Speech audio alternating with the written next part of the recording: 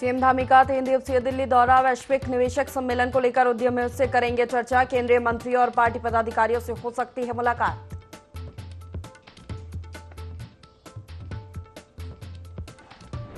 सांसद तीरथ सिंह रावत ने आपदा प्रभावित क्षेत्रों का लिया जायजा। राहत शिविर में ग्रामीणों की सुनी समस्याएं, हर संभव मदद का दिया आश्वासन।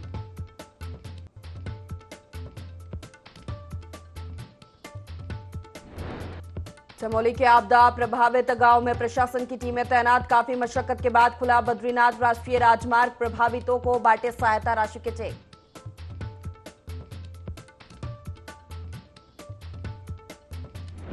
प्रदेश भर में आज भी मौसम विभाग का हाई अलर्ट। देहरादून के लिए बारिश का ऑरेंज अलर्ट। टिहरी, उत्तरकाशी और रुद्रप्रयाग में भी बरसेंगे बदरा।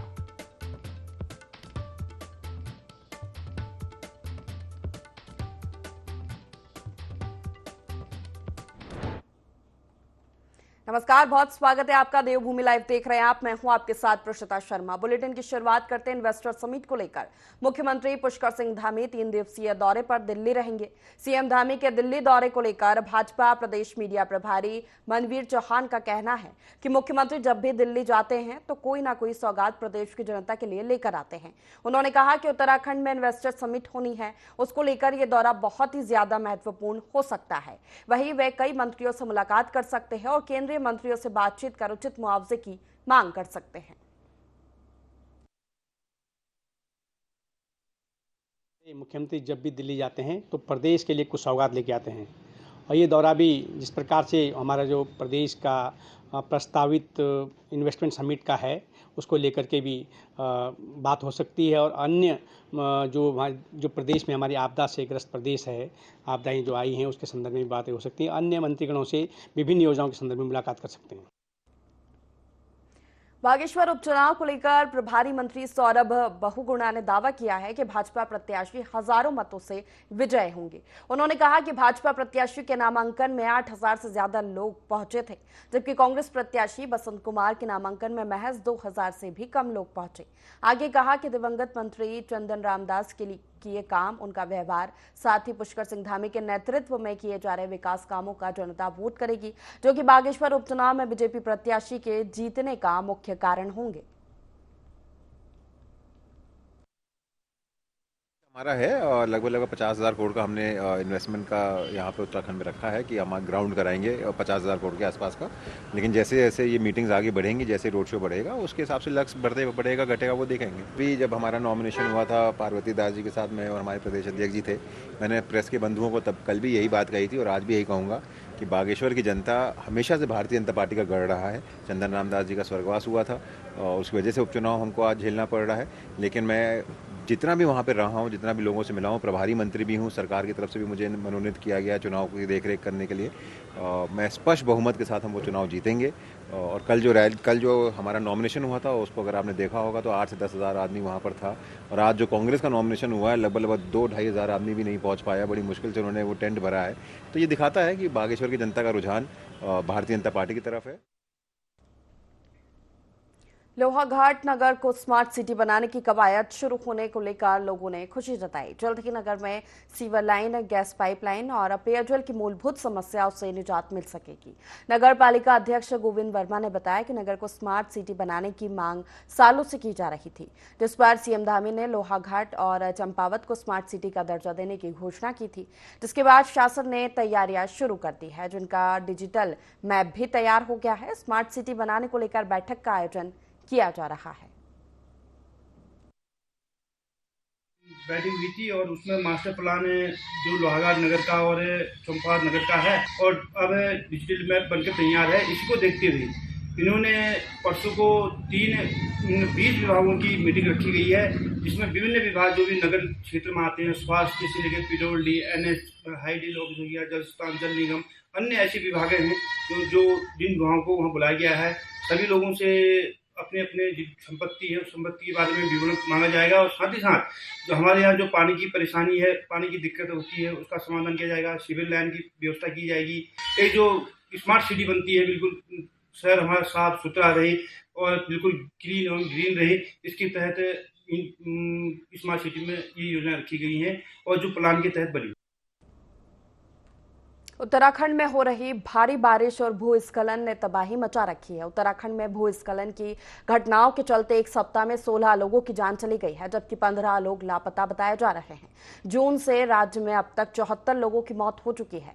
उत्तराखंड में प्राकृतिक आपदाओं को देखते हुए स्वास्थ्य विभाग ने सभी अस्पतालों को 24 घंटे अलर्ट मोड पर रखा है। देहरादून के सीएमओ डॉक्टर संजय जैन ने बताया कि भारी बारिश के कारण जल भराव और प्राकृतिक आपदाओं की स्थिति उत्पन्न हो रही है। इस स्थिति में जो लोग अपना इलाज कराने अस्पताल नहीं पहुंच पा रहे हैं, उनके लिए भूस्खलन प्रभावित क्षेत्रों में स्वास्थ्य विभाग की टीम भेजी जा रही है और वहां पर आपदा से प्रभावित लोगों को संक्षिप्त स्वास्थ्य सुविधाएं उपलब्ध कराई जा रही है।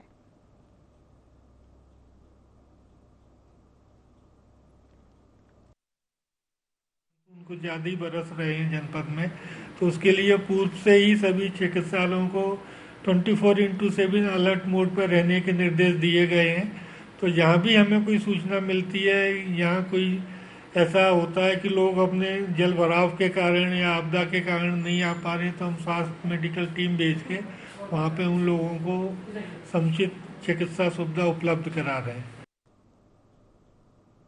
उत्तराखंड में भारी बारिश और भूस्खलन से जनजीवन अस्त व्यस्त हो गया है। विधानसभा अध्यक्ष रितु खंडूरी आपदाग्रस्त कोटद्वार पहुंची, जहां उन्होंने विरोध का सामना करना पड़ा। वहीं आपदा को लेकर कांग्रेस भी भाजपा पर हमलावर है। कांग्रेस का कहना है कि सरकार ने आपदा के आंकलन में कोई भी गंभीरता नहीं दिखाई। लोगों के मकान ध्वस्त हो रहे हैं, 500 से ज्यादा सड़कें अवरुद्ध पड़ी हैं। सरकार आपदा से निपटने में पूरी तरह से फेल साबित हुई है।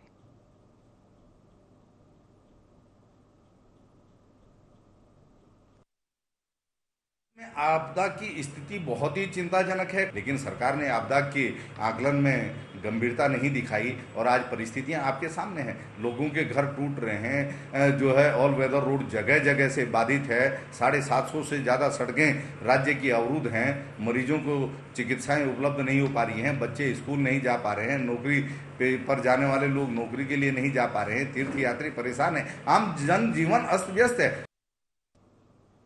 जनपद चमोली के आपदा प्रभावित गांव में प्रशासन की टीम राहत कार्य में जुटी है। बद्रीनाथ राष्ट्रीय राजमार्ग सहित कर्णप्रयाग गैरसैंण सहित सभी मोटर मार्गों पर यातायात सुचारू कर लिया गया है। आपदा प्रभावित गांव के विभिन्न गांव में राशन किट वितरण किया जा रहा है।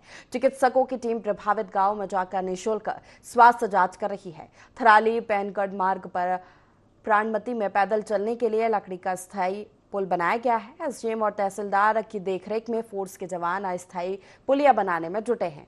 जिलाधिकारी हिमांशु खुराना ने जानकारी देते हुए बताया कि आपदा प्रभावित क्षेत्रों में राहत कार्यों की नियमित मॉनिटरिंग कर रहे हैं और आपदा कंट्रोल रूम से प्रभावित क्षेत्रों की जानकारी ले रहे हैं। भारी वर्षा के कारण जो आपदा की स्थिति उत्पन्न हुई, उसमें कई हमारे जो पैदल पुल थे, कुछ मोटर पुल, वो वॉशआउट हुए।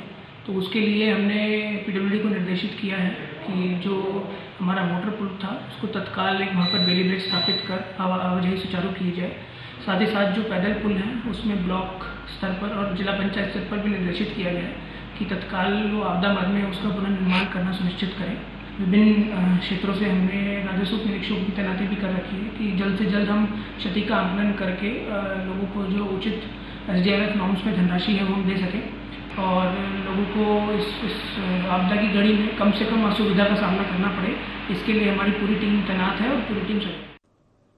गढ़वाल सांसद तीरथ सिंह रावत ने आपदा प्रभावित क्षेत्र का दौरा किया। आपदाग्रस्त क्षेत्र के ग्रामीणों से मिले और आपदा पीड़ितों का हाल जाने। बता दें कि 13 और 14 अगस्त की अतिवृष्टि से अत्यधिक आपदा हुई है। सरकार इस आपदा को लेकर अलर्ट मोड पर है। उन्होंने आपदा स्थल में जाकर जिलाधिकारी से सभी आवश्यक उपाय करने के निर्देश डीएम को दिए। राहत शिविर में रह रहे ग्रामीणों के बीच में जाकर सभी से समस्याओं को त्वरित समाधान का आश्वासन दिया। दैवीय आपदा है, प्राकृतिक आपदा है, ये अपने हाथों में नहीं है, लेकिन अपने हाथों में ये कि कितना जल्दी हम इनको राहत दे सकते हैं प्रभावित लोगों को, क्षेत्र को, ये अपने द्वारा और उसके लिए पूरा शासन प्रशासन लगा हुआ है, जुटा हुआ है और पूरा सर्वे कर रहे हैं। एक एक घर का मुआयना कर रहे हैं किस तरह प्रभावित है। विकासनगर के दूरस्थ गांव जाखन में आए प्राकृतिक आपदा ने जहां ग्रामीणों को भारी नुकसान पहुंचाया है, तो वहीं सरकार को भी रोजाना करोड़ों का नुकसान हो रहा है। जाखन गांव से गुजरने वाली 120 मेगावाट की विद्युत आपूर्ति पूरी तरह ठप्प हो गई है, जिसे बहाल करने में लंबा समय लगेगा। विद्युत लाइन से शेरपुर और झाझरा विद्युत स्टेशन को बिजली आपूर्ति की जाती है। सभी प्रभावित ग्रामीणों को नजदीकी स्कूलों में शरण दी गई है। विधायक मुन्ना सिंह चौहान का कहना है कि दुख की इस घड़ी में पूरी सरकार जाखन गांव के ग्रामीणों के साथ खड़ी है।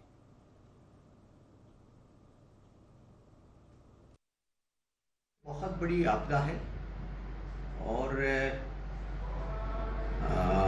ये बात संतोष की जरूर है कि कोई मानव जीवन की क्षति नहीं हुई, लेकिन जो मैग्नीट्यूड है इसका डिजास्टर का, पहले सब लोगों को सुरक्षित जगह पहुंचाया गया।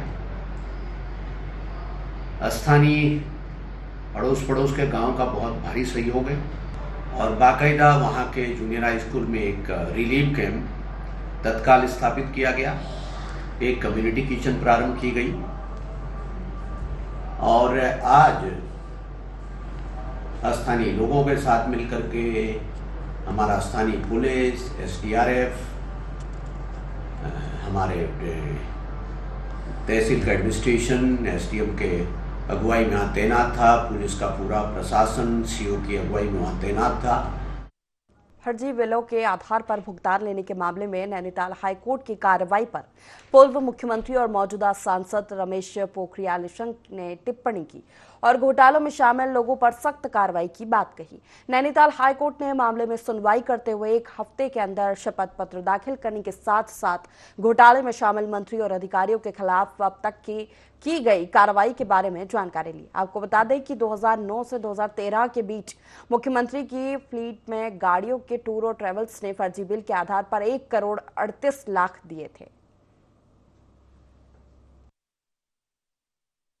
जो दोषी हैं उनको तो जेल जाना ही चाहिए। जो भी प्रदेश के साथ गड़बड़ करेगा, चाहे कोई भी क्यों नहीं है, वो बख्शा नहीं जाना चाहिए। अच्छी बात तो हाई कोर्ट ने की, कोई गलत नहीं कहा। मैं कह रहा हूँ कोई भी हो, व्यक्ति विशेष की बात छोड़ दीजिए, कोई भी हो जो गड़बड़ में सम्मिलित हैं उनको दंडित होना चाहिए। उत्तराखंड में भारी बारिश ने तबाही मचाई हुई है। ऋषिकेश में गंगा नदी अपना रौद्र रूप दिखा रही है। गंगा का जल स्तर बढ़ने के कारण तटीय इलाकों में भूकटाव हो रहा है। भगवान भोलेनाथ की मूर्ति एक बार फिर से पानी में डूबने लगी है। इसी बीच राम झूला आवाजाही के लिए बंद कर दिया गया है। नदी के बढ़ते जल स्तर और भूकटाव के चलते पुल क्षतिग्रस्त हो गया है और प्रशासन ने पुल पर आवाजाही बंद कर दी है। आपदा विभाग से लेकर NDRF, SDRF सभी पूरी तरह से मुस्तैद है। ऋषिकेश विधायक प्रेमचंद अग्रवाल ने बताया कि लक्ष्मण झूला की सुरक्षा दीवार क्षतिग्रस्त हुई है, जिसके चलते राम झूला पर आवाजाही बंद कर दी गई है। अधिकारियों ने मौके पर पहुंचकर जांच शुरू कर दी है।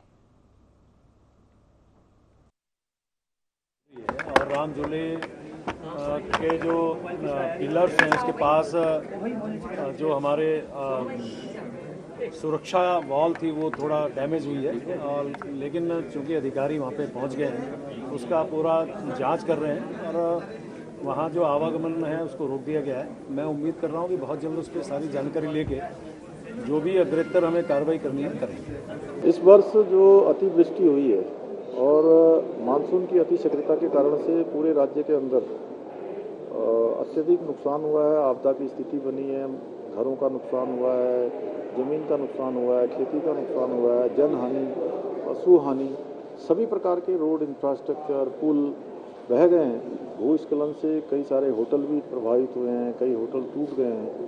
तो निश्चित रूप से उस सभी का आकलन कर रहे हैं और अभी जो हमारे बचाव एवं राहत के कार्य हैं उस पर लगातार मैं स्वयं भी मॉनिटरिंग कर रहा हूँ, सभी हमारे मंत्रीगण भी मॉनिटरिंग कर रहे हैं अपने अपने क्षेत्रों में। सभी जनप्रतिनिधियों से भी हम लोगों ने कहा है कि ऐसे समय में सभी लोगों के साथ खड़े हों। NDRF की टीम है, SDRF की टीम है, ITBP वाले लोग हैं, आपदा प्रबंधन है, जिला प्रशासन है, सभी लोग इस काम में लगे हैं। और केंद्र की भी जो टीम NDMA की टीम है वो अभी हरिद्वार भी आई थी, अन्य जगह का भी आकलन कर रही है।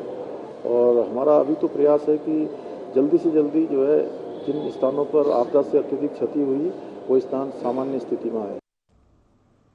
उत्तरांचल प्रेस क्लब की ओर से तीज महोत्सव का आयोजन किया गया है। कार्यक्रम में मुख्य अतिथि के रूप में सीएम पुष्कर सिंह धामी की पत्नी गीता धामी ने शिरकत की। कार्यक्रम की शुरुआत दीप प्रज्वलित कर की गई। इस कार्यक्रम में महिलाओं ने गायन कर लोगों को संबोधित किया और महिलाएं मेहंदी लगाते हुए भी दिखाई दी। तीज महोत्सव में मातृशक्ति ने बढ़ चढ़कर प्रतिभाग किया। प्रतिभागियों में प्रतिभाग करने वाली महिलाओं को पुरस्कृत किया गया।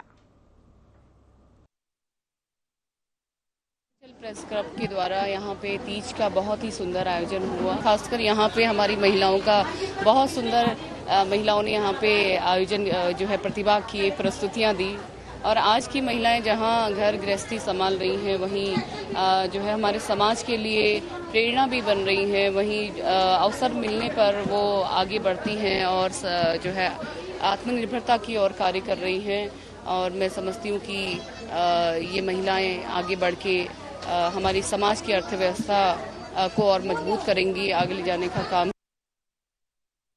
देहरादून में डेंगू का प्रकोप लगातार बढ़ता जा रहा है। बढ़ते मामलों को लेकर स्वास्थ्य विभाग अलर्ट पर है। अब तक देहरादून में 240 मरीजों में डेंगू की पुष्टि हो गई है, जबकि इनमें से 56 डेंगू के सक्रिय मरीज हैं, जिनका इलाज विभिन्न अस्पतालों में चल रहा है। सीएमओ डॉक्टर संजय जैन के मुताबिक सभी अस्पतालों में मरीजों के लिए बेड आइसोलेट किए गए हैं, जबकि दोनों अस्पताल में 73 बेड आरक्षित किए गए हैं। डेंगू की रोकथाम के लिए स्वास्थ्य विभाग की ओर से लगातार जागरूकता अभियान भी चलाया जा रहा है।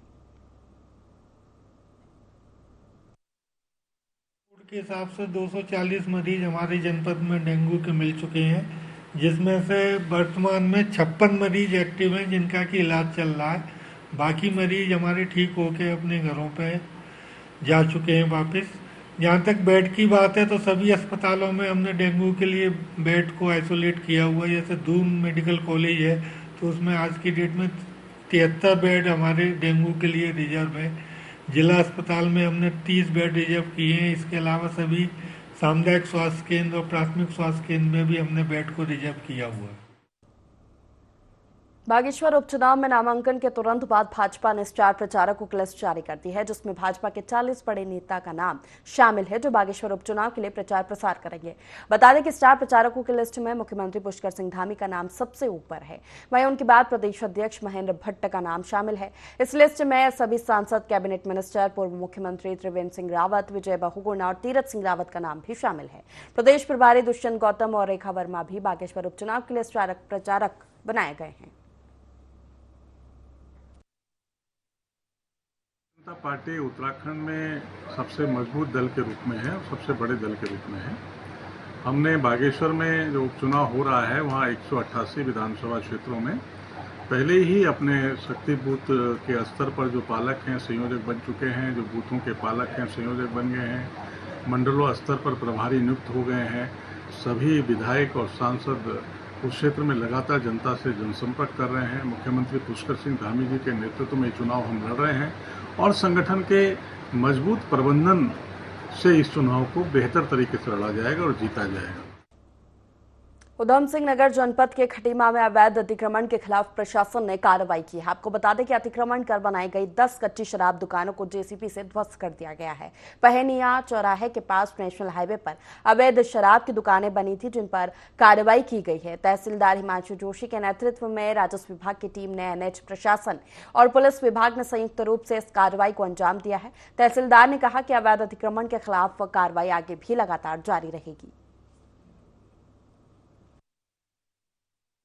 के निर्देश पर रोड साइड जितने भी अतिक्रमण हैं एनएच, स्पेशली एनएच और एसएच पे, उन पे कार्रवाई शीघ्र की जानी है। तो उसी कार्रवाई के क्रम में हमने पहनिया में अतिक्रमण को हटाने की कार्रवाई प्रारंभ कर दी है और भी सभी लोगों से निवेदन है कि जिनके भी अतिक्रमण रोड साइड हो तत्काल हटा लें, अन्यथा हमको प्रशासन को बलपूर्वक उनको हटाना पड़ेगा। करीब 10 अवैध अतिक्रमण तोड़ दिए हैं।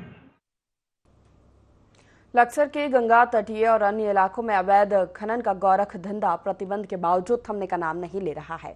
इसका एक बड़ा कारण पुलिस बल की कमी होना भी सामने आ रहा है। माफिया काले साए में ही नहीं, दिन दहाड़े भी राजस्व विभाग को चूना लगा रहे हैं। संबंधित अधिकारियों पर सवालिया निशान खड़े हो रहे हैं। बढ़ते अवैध खनन से सड़क हादसों में भी इजाफा हो रहा है। हाईकोर्ट अधिवक्ता ने भी इस मामले में चिंता जताई है। साथ ही माफियाओं का कारनामा अधिकारियों के सामने रखा, लेकिन कोई ठोस कार्रवाई होती नजर नहीं आ रही। अवैध खनन है, ये भ्रष्टाचार और अपराध का एक विश्लेषण है। और दूसरी चीज ये है कि इससे हमारे क्षेत्र के किसी भी आदमी को कोई फायदा नहीं होता। कुछ लोग तो ऐसे हैं जो कोतवाल का ट्रांसफर भी अपनी मर्जी से कराते हैं और टोटल कानून की अनदेखी है। मेरे हिसाब से माननीय मुख्यमंत्री जी को, सरकार को इस पे संज्ञान लेना चाहिए और एक स्पेशल टीम गठित करनी चाहिए जो वाहन को भी चेक करे, प्रॉपरली चेक करे और माइनिंग के लॉज के अकॉर्डिंग हो। ये खनन माफिया बाज नहीं आ रहे हैं, जबकि 6 महीने तक खनन बंद है बरसात के कारण। लेकिन क्या करते हैं, ये पूरी रात खनन चलता है और जो हमारी सरकार है ये भी इस ओर ध्यान नहीं दे पा रही है और इसमें पुलिस बल की जो संख्या है वो कम है। और हम सरकार से यही चाहते हैं कि पुलिस बल की संख्या ज्यादा से ज्यादा बढ़ाएं और इन्हें खनन माफिया को पकड़ो और इन पर अंकुश लगाओ, क्योंकि इन खनन माफिया के चलते हुए हमारे लक्सर में ही कई जगह इतने खतरनाक हादसे हो चुके हैं। कैबिनेट मंत्री रेखा आर्या का जिला भाजपा कार्यालय में कार्यकर्ताओं ने सम्मान सत्कार किया। वहीं रेखा आर्या ने भी कार्यकर्ताओं का हालचाल जाना और समस्याओं का निवारण किया। मंत्री रेखा आर्या ने प्रेस वार्ता में सरकार की जनहितैषी योजनाओं की जानकारी दी और बताया कि अक्टूबर-नवंबर 2024 में उत्तराखंड में 38वें राष्ट्रीय खेलों का आयोजन होगा, ताकि लोगों को एक मैसेज भी दिया जा सके कि राज्य सरकार खिलाड़ियों और खेलों के प्रति गंभीर है। उत्तराखंड राज्य जो कि बहुत वित्तीय संसाधनों से और भौगोलिक रूप से काफ़ी छोटा प्रदेश है, उसके बावजूद भी 38वें राष्ट्रीय खेल का आयोजन करने के लिए सक्षम है और उसके लिए साधन संसाधन खेल विभाग ने, सरकार ने, माननीय मुख्यमंत्री जी धामी जी के नेतृत्व में हम लोगों ने पूरी तैयारी कर भी ली है। 2024 के अक्टूबर या नवंबर माह के मध्य में जो है यह खेलों का आयोजन होना है, जिसमें सभी प्रकार के हमारी कोशिश है कि 38 खेल जो उसमें सम्मिलित हों। जो दिशा निर्देश है उसमें पिथौरागढ़ भी है, जहाँ पर बॉक्सिंग की संभावनाएं बहुत अच्छी हैं और बॉक्सिंग को लेकर यहाँ पे क्रेज भी है। तो ये विभाग को निर्देश दिया है कि उसकी संभावनाओं को देखते हुए एक आयोजन जो है राष्ट्रीय खेलों का, वह पिथौरागढ़ जनपद में भी कराया जाए।